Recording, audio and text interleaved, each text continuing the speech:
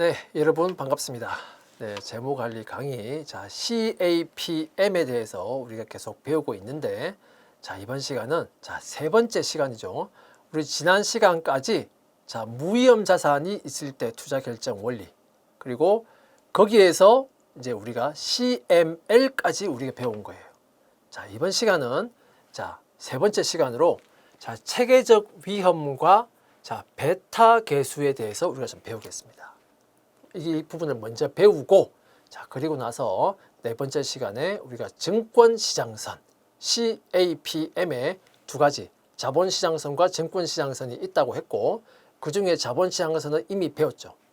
그리고 이제 3강을 배우고 나서 이 3강의 내용을 가지고 우리가 4강에서 SML을 배우도록 하겠습니다.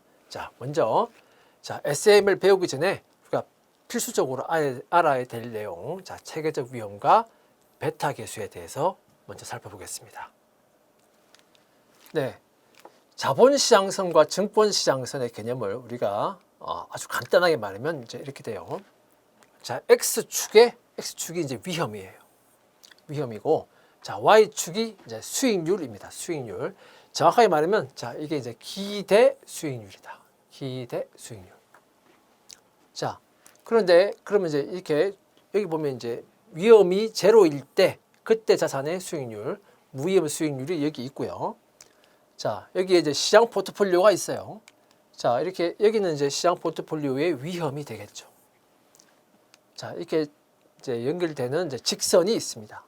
그럼 이제 우리가 이 직선식을 구하고 그랬죠. CML에서.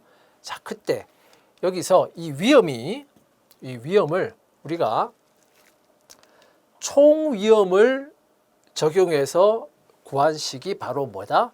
CML, 자본시장선이라고 하는 것이고, 총 위험이 아니고 체계적 위험이라고 하는 것을 아주 구체적으로 배우지는 않았지만 체계적 위험이라고 하는 것을 적용해서 구한 것이 SML, 바로 증권시장선이라고 하는 것이다.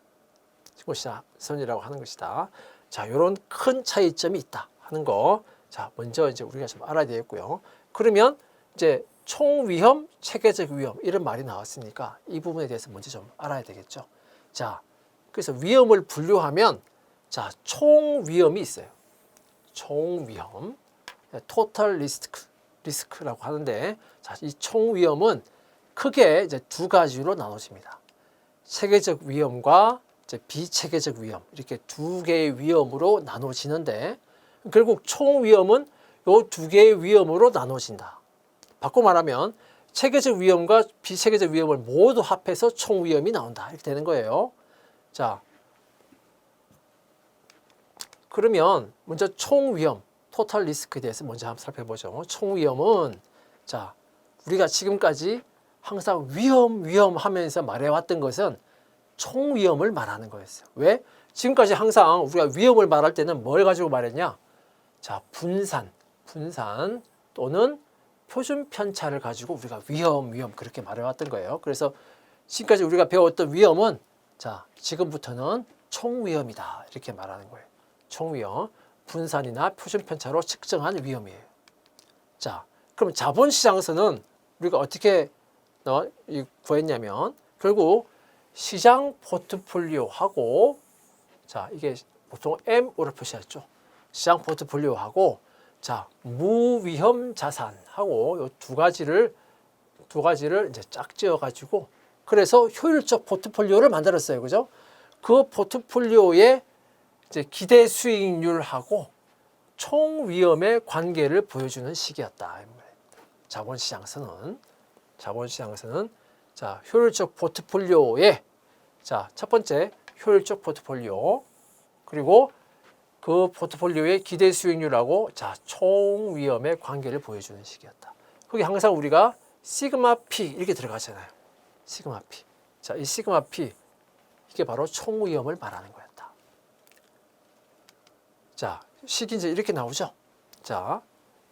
이 포트폴리오의 기대 수익률, 포트폴리오의 이제 표준 편차로 표시한 위험, 총 위험, 그죠? 그리고 이 포트폴리오는 아무 포트폴리오나 말하는 것이 아니다. 무슨 포트폴리오다? 효율적인 포트폴리오다. 그 포트폴리오는 뭐와 뭐로 구성된다? 자, 시장 포트폴리오하고 무위험 자산으로 구성된 포트폴리오다. 왜 효율적이라고 말하냐? 시장 포트폴리오는 자, 위험 자산 주식 중에서 으로 구성한 그 포트폴리오 중에서 가장 선택할 수밖에 없는 지배 원리에 따라서 선택할 수밖에 없는 가장 우월한 포트폴리오이기 때문에 자, 이렇게 구성한 포트폴리오를 우리가 효율적 포트폴리오다 이렇게 말하는 것이다. 자, 이제 자, 분산 투자와 위험의 관계에 대해서 우리가 조금 살펴봐야 되겠습니다. 우리가 자, 포트폴리오 이론을 배우면서 그렇게 배웠죠. 자, 우리는 위험을 분산시키기 위해서 그래서 여러 주식에 나누어서 투자를 한다. 그래서 그게 이제 포트폴리오를 구성하는 것이다. 이렇게 이야기했어요. 결국 그 말은 분산 투자를 함으로써 위험의 감소 효과를 누린다. 이렇게 말을 한 거거든요. 자, 그걸 우리가 분산 투자 효과다. 이렇게 말하는 거예요. 포트폴리오 효과다. 이렇게 말하는 건데 결국 분산 투자를 통해서 여러 개별 주식에 분산해서 투자해서 포트폴리오를 구성하면 그러면 결국 포트폴리오를 구성하고 있는 증권 수가 증가할수록 위험이 감소하게 된다. 자, 우리는 사실 포트폴리오 이론 공부하면서 간단한 그래서 2개의 주식으로 구성한 포트폴리오를 위주로 공부를 했지만 그런데 그건 이제 가장 간단한 거였고요.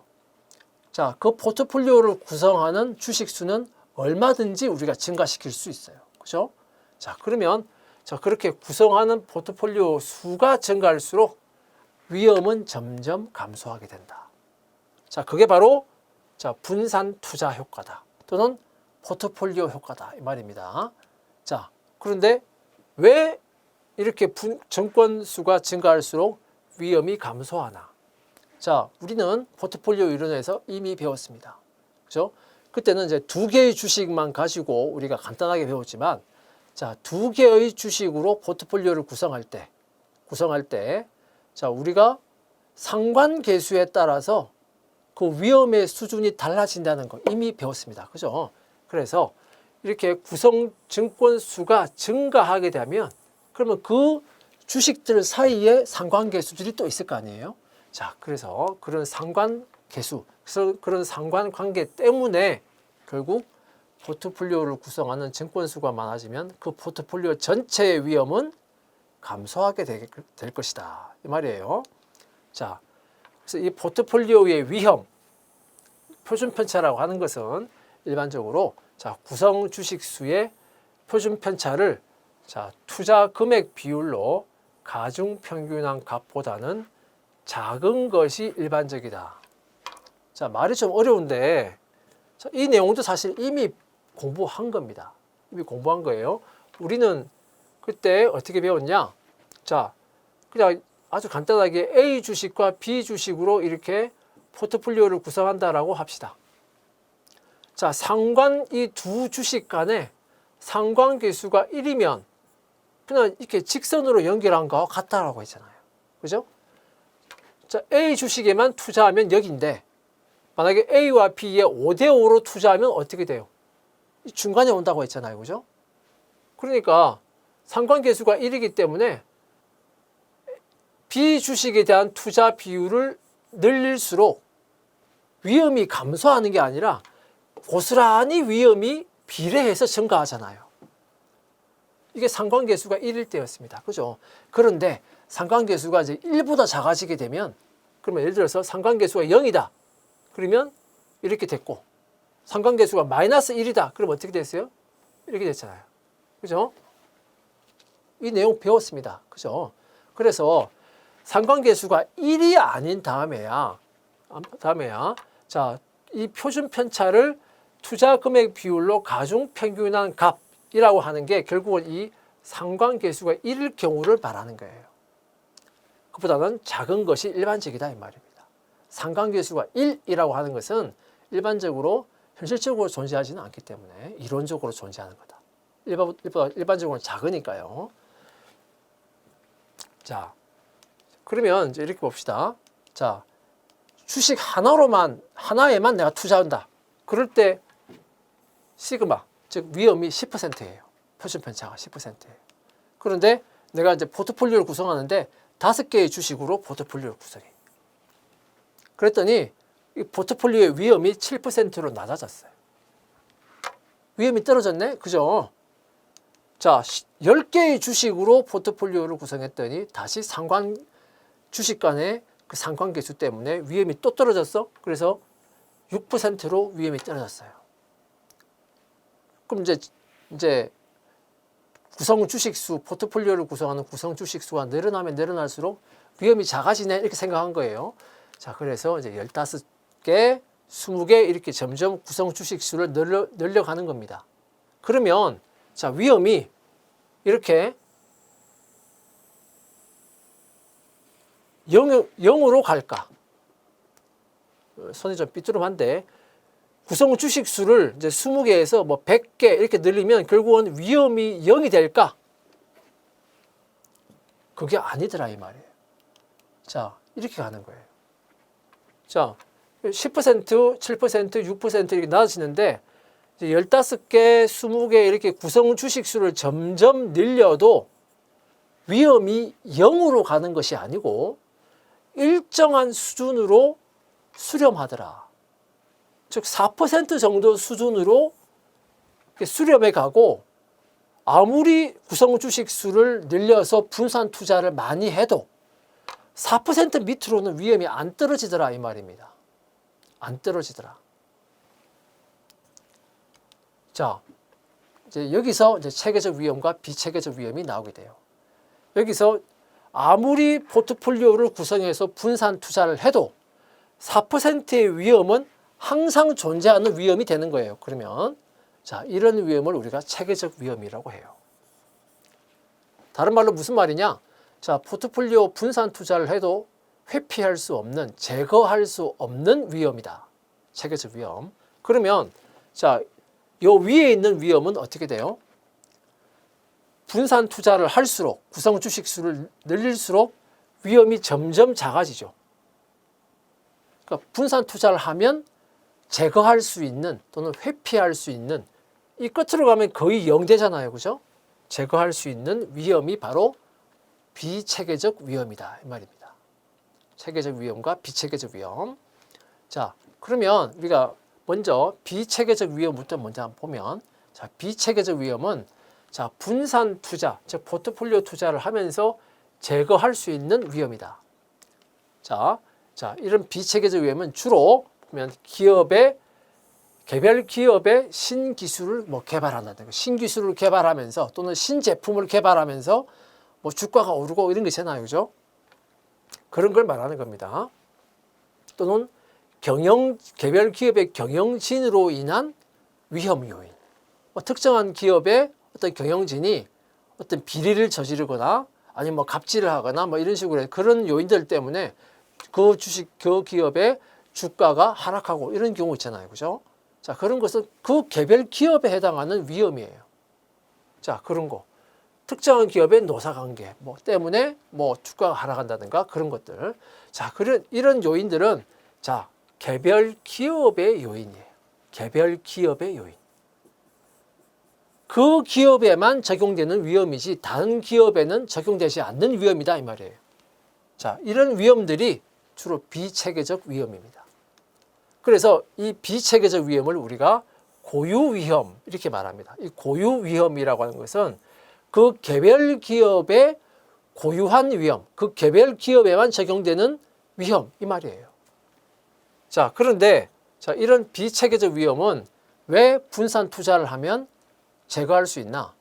예를 들어서 내가 분산 투자를 했는데 말이에요. 분산 투자를 했는데 자, A 기업과 B 기업에 분산 투자를 했는데 예를 들어서 자, 이 B 기업의 경영진이 비리를 저지르는 바람에 여기서 주가가 하락해서 수익률이 떨어져요. 그런데 다른 기업에서 내가 가지고 있는 주식의 다른 기업에서 신제품, 신기술을 개발하면서 여기서 주가가 올라요. 그럼 어떻게 돼요? 이렇게 포트폴리오 구성하면 한쪽에서 수익률이 떨어진 것을 다른 한쪽에서 우리가 메꾼다 이 말입니다. 자, 그렇게 하면서 자, 분산 투자를 우리가 통해서 비체계적 위험을 제거하는 거예요. 그죠? 그래서 비체계적 위험은 분산 투자를 통해서 제거할 수 있는 위험이 되는 것이다 이 말입니다. 그런데 체계적 위험은 자, 분산 투자를 해도 제거를 할 수 없는 위험이에요. 제거할 수 없어요. 결국 체계적 위험은 개별 기업에 적용되는 위험이 아니에요. 위험은 체계적 위험은 이것은 자, 그 국가, 그 사회 전체에 적용되는 위험이에요. 그래서 자, 그 국가의 한 국가의 경제 성장률, 예를 들면 그 경제 성장률이라고 하는 것은 경기가 좋다 나쁘다까지 이제 포함하는 그런 개념이라 생각하시면 되고, 자, 금리가 오르고 내리면 개별 기업에만 적용된다기보다 전체 사회에 다 적용되는 거죠. 시장에 다 적용되는 거예요. 자, 그래서 경제 성장률, 금리, 이와 같은 자, 환율, 이런 내용들이 있잖아요. 그죠? 그런 내용과 같이 자, 시장 전체에 적용되는 그런 요인들로 인한 위험이다. 시장 요인으로 인한 위험이에요. 그래서 우리가 이 체계적 위험은 개별 기업에만 적용되는 위험이 아니고 시장 전체에 적용되기 때문에 시장 위험이다. 이렇게 말합니다. 시장 위험. 자, 체계적 위험은 시장 요인이다. 시장 위험이다. 그러면 이 시장 요인, 시장 위험이 존재하면 개별 기업에만 그 위험이 영향을 미치나? 그게 아니죠. 이거는 그 시장에 있는 모든 기업, 모든 주식에 다 영향을 미칩니다. 모든 기업 또는 모든 주식에 다 영향을 미치는 위험이다 이 말이에요. 자, 이거 자, 뒤에 나오는 내용하고 연결되는 내용이 꼭 좀 머릿속에 넣어 두시고요. 자, 결국 체계적 위험이 결국 투자자들의 관심의 대상이 되는 위험이다. 왜? 비체계적 위험은 분산 투자만 잘하면 0으로 만들 수도 있다 이 말이에요. 극단적으로 0 또는 0이 아니더라도 거의 제거할 수 있는 위험이 되는 것이다 이 말이에요. 자, 그러니까 자, 여기는 분산 투자만 잘하면 그냥 제거할 수 있으니까 우리가 관심을 기울일 필요는 별로 없어요. 분산 투자만 잘하면 돼. 결국 투자자들은 자, 앞으로 경제 상황이 어떻게 될까? 금리가 어떻게 될까? 환율이 어떻게 될까? 미국과의 어떤 미국이나 다른 나라들과의 어떤 통상 그런 관계가 어떻게 될까? 그런 부분들 때문에 시장 전체가 영향을 받으니까 결국 투자자들의 관심의 대상은 체계적 위험이다. 왜? 체계적 위험은 회피할 수도 없기 때문에 여기에 관심을 가지고 볼 수밖에 없어요. 자, 그러면 이제 체계적 위험이 투자자들의 관심의 대상이다라고 배웠죠. 그럼 그 체계적 위험, 자, 우리가 총 위험은 뭐로 측정한다라고 했습니까? 총 위험은 표준 편차로 측정한다. 또는 분산으로 측정한다. 라고 우리가 했고, 자, 이 개별 주식이나 포트폴리오의 표준 편차, 분산 구하는 방법은 이미 배웠습니다. 그죠? 근데 이제 체계적 위험이라는 말이 나왔는데 투자자들의 관심의 대상은 체계적 위험이고, 그럼 그 체계적 위험을 우리가 측정을 해야 되잖아요. 그럼 그 체계적 위험은 어떻게 측정하나? 체계적 위험은 자, 일단 자, 개별 주식의 경우에 대해서 우리가 한번 살펴보겠습니다. 자, 포트폴리오에도 이게 이제 확대 적용되는 거니까 차이는 없어요. 자, 체계적 위험일 경우에. 자, 체계적 위험은 우리가 뭘로 측정을 하나? 공분산으로 측정한다. 공분산. 이미 우리 공분산의 개념 배웠죠. 자, 공분산의 개념 배웠는데, 그럼 이 공분산은 우리가 그때 배울 때는 A 주식과 B 주식의 관계에 따라서 플러스 편차, 마이너스 편차 하면서 A 주식과 B 주식 간의 공분산 이렇게 배웠잖아요. 그죠? 자, 그런데 여기서 말하는 이제 공분산은 자, 개별 주식하고 시장 포트폴리오하고의 공분산을 말하는 거예요. 왜? 자, 아까 우리가 체계적 위험은 시장 위험이라고 했잖아요. 체계적 위험은 시장 위험이다. 시장 전체에 영향을 준다. 그러면 시장 전체에 영향을 주면 직접적으로 어디에 이제 영향이 가겠습니까? 시장 위험은? 그죠? 시장 포트폴리오는 시장에 존재하는 모든 주식으로 구성된 포트폴리오이기 때문에 결국 시장 위험은 시장 포트폴리오에 직접적으로 영향을 주는 거예요. 직접적으로. 시장 위험은 시장 포트폴리오에 직접적으로 영향을 준다. 영향을 준다. 자, 그런데 이 시장 포트폴리오는 시장에 있는 모든 주식을 다 포함하고 있는 포트폴리오인데, 자, 이 중에서 자, 내가 투자하고 있는 특정한 주식이 있어요. 그럼 이 특정한 주식도 시장 포트폴리오 안에 있잖아요. 그죠? 그럼 이 시장 포트폴리오가 수익률이 오르거나 떨어질 수 있는데, 이것 때문에 이 시장 포트폴리오 안에 있는 이 개별 주식, 이 주식을 내가 가지고 있다 생각해 봐요. 이 개별 주식이 이것 때문에 올라가거나 떨어질 수 있다 이 말이에요. 결국은 시장 포트폴리오 때문에로 인해서 이 개별 주식이 영향을 받는다. 이 말입니다. 결국은 이거는 이 시장 포트폴리오가 오르고 내리는 것은 시장 위험 때문에 그런 거죠. 결국 이 시장 위험 때문에 이 주식이, 개별 주식이 수익률이 오를 수도 있고 떨어질 수도 있다. 그래서 이게 이제 체계적 위험이 되는 거예요. 이 주식이 안고 있는 체계적 위험이 되는 겁니다. 그래서 자, 공분산을 구하는데 개별 주식하고 시장 포트폴리오하고의 관계를 보여주는 공분산이다 이 말이에요.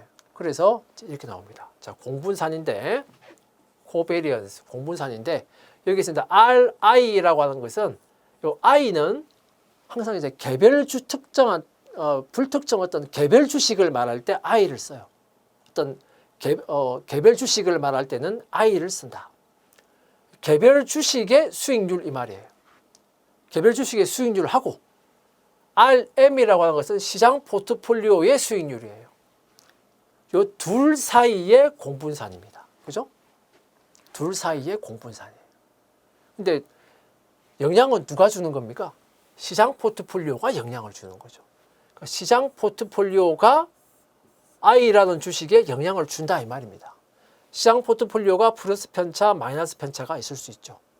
그에 따라서 이 개별 주식이 플러스 편차, 마이너스 편차가 있을 수 있죠. 자, 이런 관계가 있을 수도 있고, 자, 이런 관계가 있을 수도 있다 이 말이에요. 그죠? 그래서 이 편차를 가지고 우리가 그러면 이 공분산이 값이 플러스이면서 크게 나오면 그러면 이 개별 주식이 거의 시장 포트폴리오의 영향을 거의 직접적으로 아주 크게 받는다 이렇게 생각할 수 있는 거예요. 만약에 부호가 마이너스가 나온다면 이 주식은 시장 포트폴리오 움직이는 거하고는 반대로 움직이는 거네 이렇게 생각할 수 있다 이 말이에요. 자, 그렇게 된다. 자, 시그마 IM이라고 하는 시그마 IM으로 이제 공분산을 표시하죠. 그러면 우리가 이 공분산은 이제 이렇게 배웠습니다. 우리가 상관계수는 공분산 나누기 자 표준 편차의 곱이다 이렇게 배웠으니까 결국 공분산은 이 표준 편차의 곱에다가 상관계수를 곱해주면 되는 거구나. 그러니까 이 I 주식의 표준 편차, 시장 포트폴리오의 표준 편차, 거기다가 시장 포트폴리오와 개별 주식의 상관계수를 곱하면 결국 공분산을 구할 수 있다. 자, 이렇게 되는 거예요. 자, 그래서 이렇게 개별 주식과 시장 포트폴리오하고의 관련성을 가지고 체계적 위험을 파악하는 방법이 있습니다. 그죠? 자, 이게 바로 이 체계적 위험의 절대적인 크기가 됩니다. 부호는 플러스가 될 수도 있고 마이너스가 될 수도 있겠죠. 플러스의 값을 가지면서 값이 커지면 커질수록 직접적으로 영향을 받고 결국 시장 포트폴리오 값이 수익률이 오르면 이 개별 주식도 그에 따라서 수익률이 오를 가능성이 크다는 걸 이야기하는 거예요. 자, 그런데 이 공분산 값은 절대적인 크기이기 때문에 숫자가 아주 크게 나오거나 아주 작게 나오거나 이렇다 이 말이에요. 자, 그렇게 되면 도대체 이 숫자를 가지고 이게 체계적 위험이 어느 정도인가 하는 것을 이 숫자를 보고 공분산 숫자를 보고 직접적으로 파악하기가 힘들다. 자, 그래서 그 다음으로 체계적 위험의 측정 지표로 나오는 게, 자, 우리가 앞에서 우리가 포트폴리오 이론 배울 때 공분산을 가지고 우리가 뭘 잡아냈습니까? 그때는 이제 상관계수를 잡아냈죠. 그렇죠? 그때는 이제 특정한 주식 A, B 주식 간에 이제 공분산, 그리고 A, B 주식 간에 상관계수 이렇게 이제 우리가 잡아냈는데, 자, 여기서는 개별 주식이 안고 있는 체계적 위험을 지금 측정하는 거죠. 여기서는 이제 자, 공분산을 가지고 이제 상관계수가 아니고, 상관계수는 여기 있고요. 상관계수가 아니고 뭘 만들어내나? 자, 베타계수라고 하는 것을 만들어내요. 베타계수. 자, 그래서 자, 체계적 위험을 절대적으로 보여주는, 체계적 위험의 크기를 절대적으로 보여주는 것은 공분산이고요. 자, 이 베타계수라고 하는 것은, 자, 상관계수처럼 베타계수는 체계적 위험의 절대적인 어떤 크기를 보여주는 게 아니고 일정한 숫자로 표시되기 때문에 그 숫자만 보면 체계적 위험이 어느 정도 된다는 것을 우리가 판단할 수 있게 해주는 계수예요. 계수. 그러니까 아주 작은 숫자로 표시됩니다. 1, 1.5, 2 뭐 이런 식으로, 또 0.8 뭐 이런 식으로. 자, 베타 계수는, 자, 개별 주식 I의 이제 베타 계수는 이제 우리가 어떻게 구하나? 역시 이 공분산에서 출발해요. 공분산에서 출발합니다. 이 개별 주식 I와 시장 포트폴리오의 수익률의 공분산을 이제 뭘로 나눠주나? 전체 시장 포트폴리오의 분산으로 나눠주는 거예요. 나눠준다 이 말입니다. 자, 이건 결국 이렇게 생각하시면 돼요. 아까 그림에서 본 것처럼 이게 전체 시장 포트폴리오입니다. 그죠? 시장에 있는 모든 주식이 시장 포트폴리오에 다 포함되어 있는 거예요. 시장 위험, 금리라든지 이런 시장 위험이 존재하면 이 시장 포트폴리오의 전체 수익률이 오를 수도 있고 떨어질 수도 있어요. 자, 그 가운데 여기 포함되어 있는 그 하나의 어떤 특정한 주식, I 주식에 내가 투자하고 있다 라고 생각하는 겁니다. 그럼 이 I라는 주식도 여기에 영향을 받아서 오를 수도 있고 떨어질 수도 있겠죠. 방향이 반대일 수도 있고. 그죠? 자, 그럴 때 이 시장 전체에 존재하는 이 시장 포트폴리오의 분산 중에서 이 개별 주식 I하고 관련성을 가지는 위험의 정도, 이 말이에요. 전체 시장 포트폴리오의 위험 중에서 I하고 관련이 있는 위험, 이 말입니다. 그 비중을 표시한 게 바로 베타 계수예요. 베타 계수. 요거 상관계수하고 좀 헷갈려 하시는 분들이 가끔씩 있는데, 상관계수하고 헷갈리면 안 됩니다. 상관계수하고 헷갈리지 말고 요거는 체계적 위험을 표시하는 계수고요. 자, 이 공분산을, 자, 시장 포트폴리오 전체의 위험 분산으로 나눠준 것이다 이 말입니다.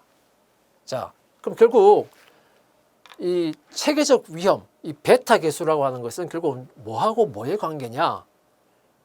시장 포트폴리오하고 개별 주식하고의 관계예요. 그죠?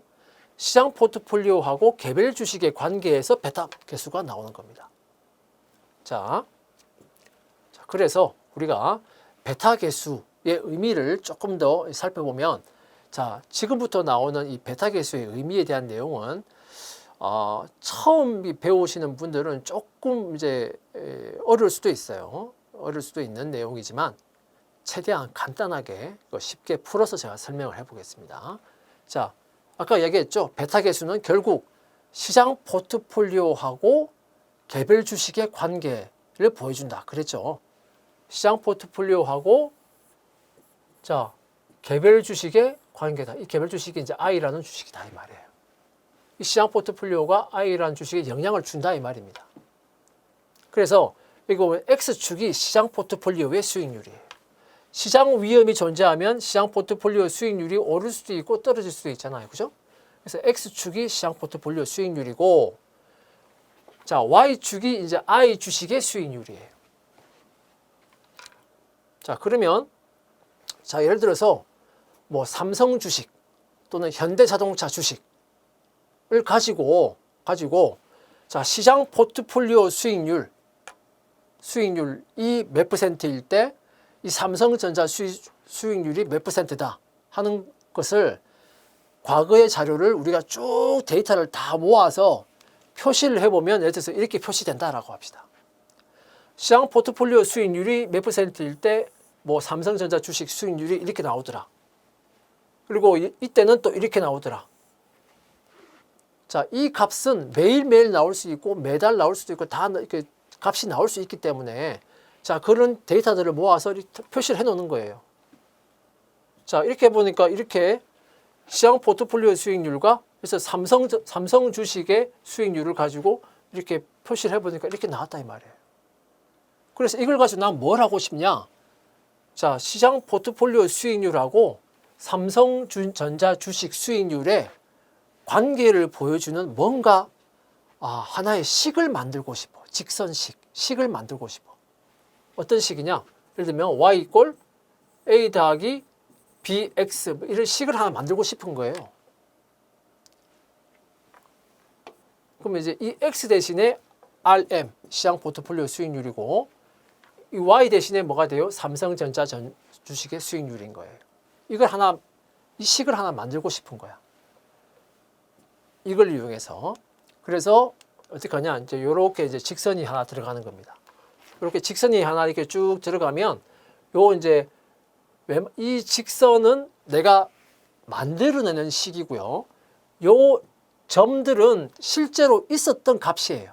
그죠? 이건 내가 만들어내는 식이에요. 만들어내는 식이고, 요건 실제로 있었던 값이에요. 자, 이걸 가지고 이 식을 하나 만들고 싶은 거야.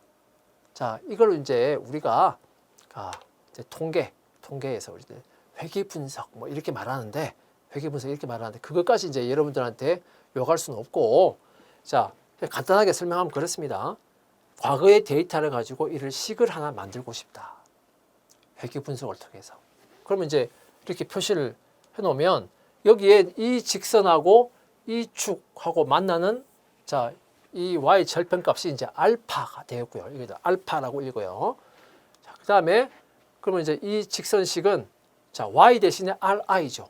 그럼 y 절편이 이제 알파잖아요. 그죠? 알파 더하기 이제 베타 곱하기 rm 이렇게 되는 겁니다.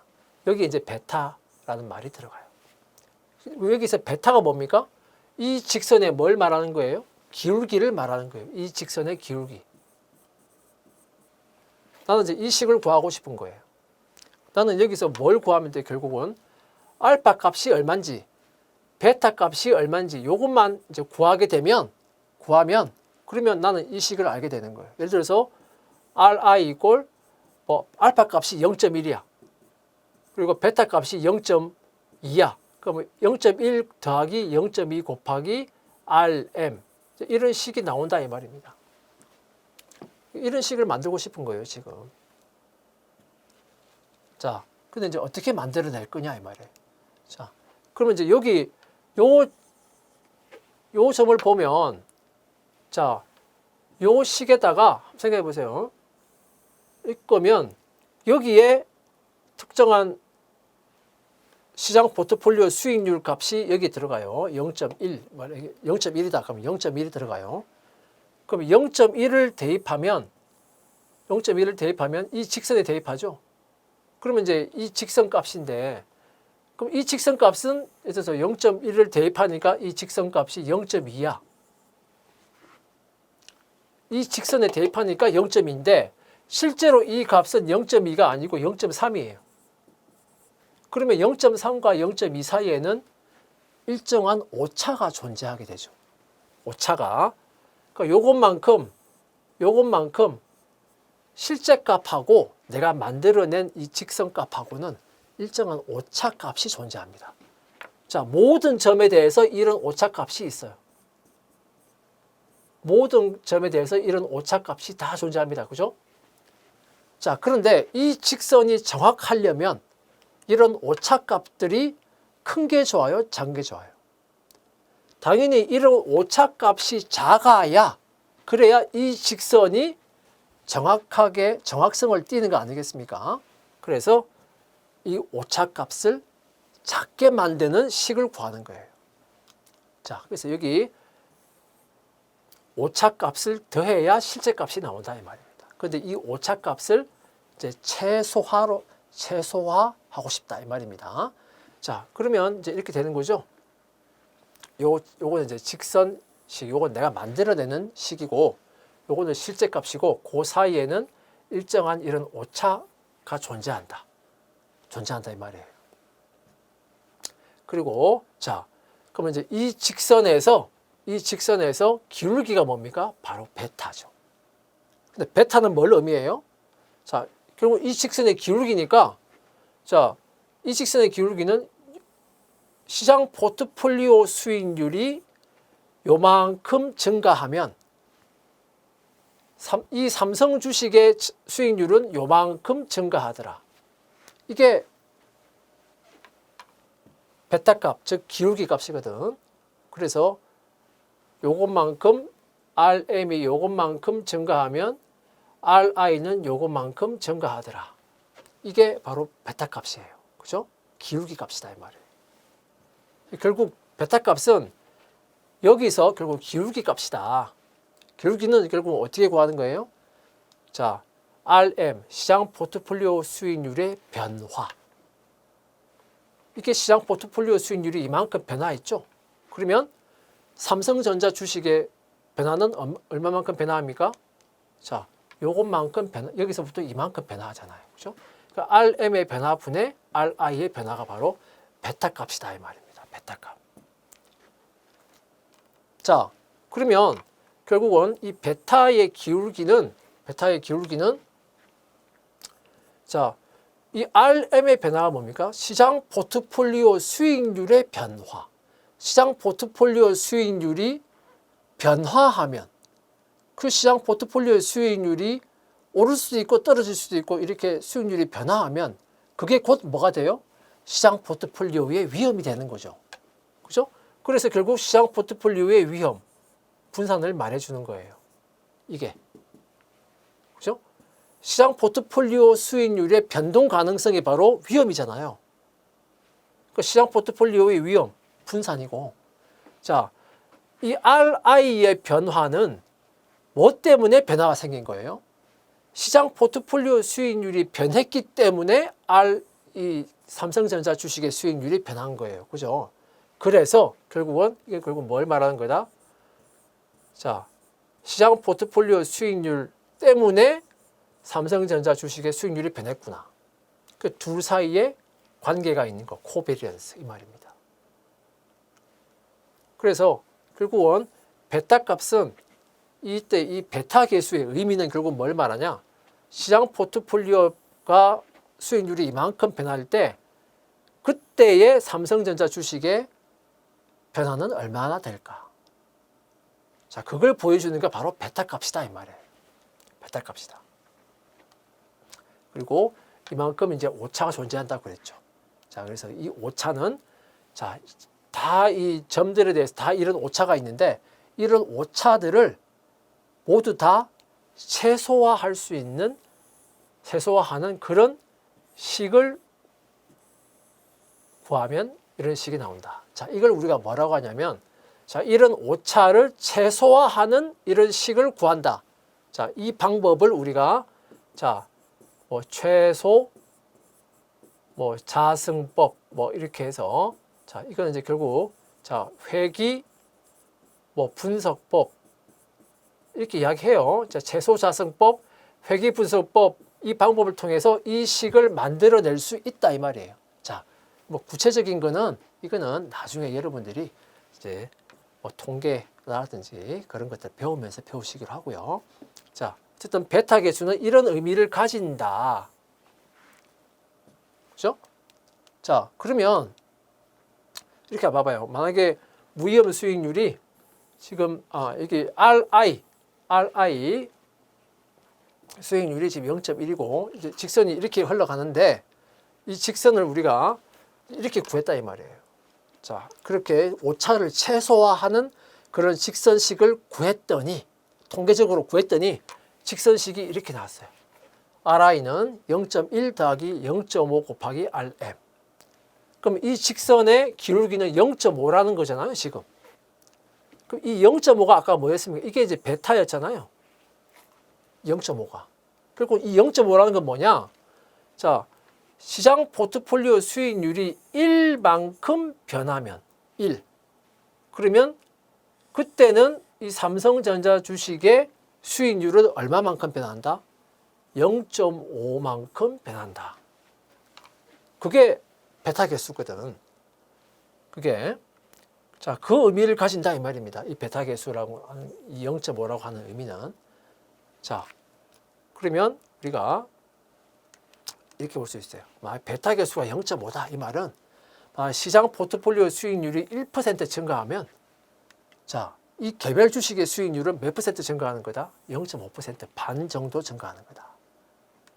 자, 만약에 베타 개수를 구했는데 그게 2.5가 나왔어요. 그 말은 시장 포트폴리오 수익률이 1% 증가하면 개별 주식의 수익률은 그게 영향을 받는데 훨씬 더 영향을 크게 받는 거예요. 그래서 2.5%나 증가하는 거예요. 여기는 영향을 좀 덜 받고 있는 거고 여기는 시장 포트폴리오의 움직임에 영향을 크게 받고 있는 거예요. 그죠? 훨씬 더 크게 움직이니까. 베타 개수가 1이면 자, 시장 포트폴리오 수익률이 1% 증가하면 개별 주식 수익률도 딱 똑같이 증가한다 이 말이에요. 그게 베타 개수 1입니다. 그래서 자, 이 베타 개수가 자, 이게 절대값 기준이에요. 절대값 기준. 자, 1보다 크면 베타 개수가 1보다 크다는 의미는 이게 이제 절대값이니까 자, 시장 포트폴리오가 자, 이게 만약에 이게 2라고 생각해 봅시다. 시장 포트폴리오 수익률이 1% 변하면 이 주식의 수익률은 그것보다 더 크게 2배나 더 크게 2% 증가하더라 이 말이에요. 또 증가할 수도 있고 감소할 수도 있겠죠. 시장 포트폴리오의 영향을 아주 크게 받는다 이렇게 말할 수 있어요. 그죠? 자, 그런 증권을 우리가 공격적 증권 이렇게 말합니다. 자, 두 번째, 자, 이것도 역시 절대값 기준이에요. 베타 개수가 1보다 작게 나오면 자, 이 경우는 아까처럼 0.5 이렇게 나왔다 이 말이에요. 시장 포트폴리오 시장 위험으로 인해서 시장 포트폴리오 수익률이 1% 증가하는데 이 주식의 수익률은 0.5%만 증가하거나 감소하더라 이 말이에요. 그러면 상대적으로 시장 위험에 영향을 덜 받는 거죠. 그래서 이런 증권을 우리가 방어적 증권 이렇게 말합니다. 자, 베타 개수가 1인 경우, 자, 이런 경우는 이제 중립적 증권이 되겠죠. 될 것이고, 자, 베타 개수의 의미는 이제 알았습니다. 자, 그러면 우리가 궁금한 게 시장 포트폴리오가 있잖아요. 만약에 시장 포트폴리오의 베타 개수는 얼마일까? 아까 베타 개수 I라는 증권의 베타 개수는 어떻게 구했습니까? 전체 시장 포트폴리오의 위험 분산 중에서 자, 코베리언스인데 자, 시장 포트폴리오 수익률하고 개별 주식 수익률하고의 관계를 가지는 코베리언스. 이게 이 I의 베타 개수였어요. 자, 그런데 우리가 알고 싶은 것은 시장 포트폴리오의 베타네. 그러면 결국은 이 I 대신에 또 뭐가 들어가요? 시장 포트폴리오의 수익률이 들어가겠네요. 결국은 시장 포트폴리오의 베타는 얼마 나오겠습니까? 분자, 분모 다 시장 포트폴리오가 돼버리죠. 1이다 이 말입니다. 그래서 시장 포트폴리오의 베타 개수는 자기 자신하고의 관계밖에 안 되니까 결국 시장 포트폴리오의 베타 개수는 1이다 이 말입니다. 시장 포트폴리오의 베타 개수. 보통 여기다가 M이라고 표시합니다. 시장 포트폴리오의 베타 개수. 1이다. 1. 자, 이제 체계적 위험에 대해서 한번 정리를 해봅시다. 자, 포트폴리오 투자, 자, 분산 투자를 해도 제거할 수 없는 위험이 체계적 위험이다. 개별 주식의 투자 또는 포트폴리오에 투자든지 동일하게 적용된다. 이게 이제 중요한 거예요. 왜 그러냐? 자, 체계적 위험은 분산 투자를 하나 안 하나 어차피 다 영향을 받게 되기 때문에 분산 투자에 해봐야 제거 안 되죠. 결국은 개별 주식에 포트폴리오 투자 안 하고 그냥 개별 주식에 투자 하나, 포트폴리오에 투자 하나, 분산 투자를 하나. 이거는 체계적 위험은 똑같이 그냥 적용되는 거다. 시장 위험이다 이 말이에요. 동일하게 적용된다. 이거 잘 알아두셔야 돼요. 자, 이게 또 자, 이 부분이 우리가 다음에 배울 SML하고 바로 직결되는 내용이기도 합니다. 자, 그 다음에 투자할 때 고려해야 되는 위험은 체계적 위험이 된다 하는 거. 자, 체계적 위험을 나타내는 지표는 크게 공분산하고 자, 베타 계수 두 개가 있었는데 이 중에서 자, 공분산은 이게 절대적인 크기가 나오기 때문에 이걸 가지고 우리가 뭔가 분석을 하기는 힘들고, 그래서 체계적 위험을 나타내는 지표로서 우리는 주로 베타 계수를 이용한다. 베타 계수. 자, 이상 체계적 위험과 베타 계수에 대해서 마치겠습니다.